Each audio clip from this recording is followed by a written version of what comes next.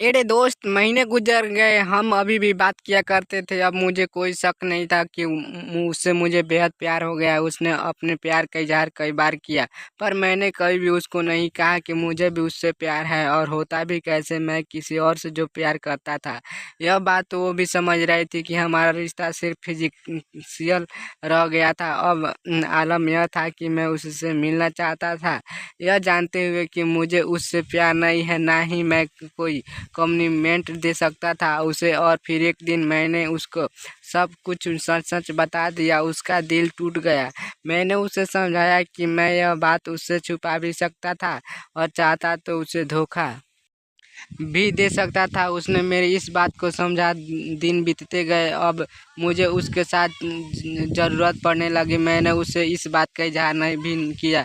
उसने भी कहा कि वो जानती है कि वो मुझे हमेशा के लिए नहीं पा सकती, पर फिर भी वो ज़्यादा से ज़्यादा समय मेरे साथ रहना चाहती। और अब तक वो मेरी बहुत ही अच्छी दोस्त बन चुकी थी।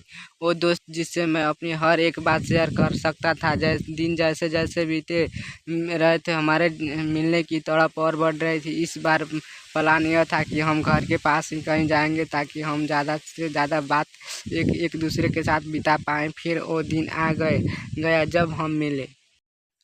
एक छोटे से बस के सफ़र के बाद हम अपनी मंजिल पर पहुंच गए। होटल ढूंढा और कमरा बुक किया। कमरे पहुंचते ही उसने कमरे का दरवाज़ा बंद किया और मुझे बेड पर लेटने को कहा, यह कहकर कि उसके पास मेरे लिए एक सरप्राइज है। वो बाथरूम में चली गई। मैं बेताबी जो उसका बिस्तर पर इंतज़ार करता रहा।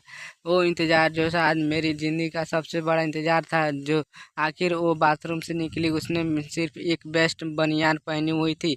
वो मेरी बेस्ट थी। वो पिछले बार वो अपने साथ ले गई थी। मैं उसको देखता ही रह गया। ऐसा लग रहा था कि वो इस मुलाकात के लिए सारी तैयारी करके आई है। वो मेरे पास आई जैसे वो मुझे बताना चाहती हो कि उसने मुझे इतने महीने तक कितना मिस किया है। मैं हमेशा से उसे बहुत ही शर्मीली लड़की समझता था, पर आज जैसे उसने कपड़ों के साथ साथ अपनी शर्म भी उतार दी थी। मैंने उसे ऐसे कभी नहीं देखा था। पर पूरे 2 घंटे तक वो मुझ पर हावी रही और मुझे प्यार करती रही। हम लोग उस होटल में तकरीबन 3 से 4 दिन रहे। एक दो बार हम दोनों स्विमिंग पूल में स्विमिंग करने गए। मुझे याद है उस होटल में एक युवक मुंबई से आया हुआ था। वो युवक में हमें अक्सर होटल में देखा करता था। उस युवक ने मुझसे बात शुरू करी और अपने शायद की बहुत तारीफ करने लगा। उसने बताया कि उसका शहर लड़के लड़कियों के मामले में कितना एडवांस है, और वो कैसे और शहरों को अपने शहर के सामने बहुत छोटा मानता है।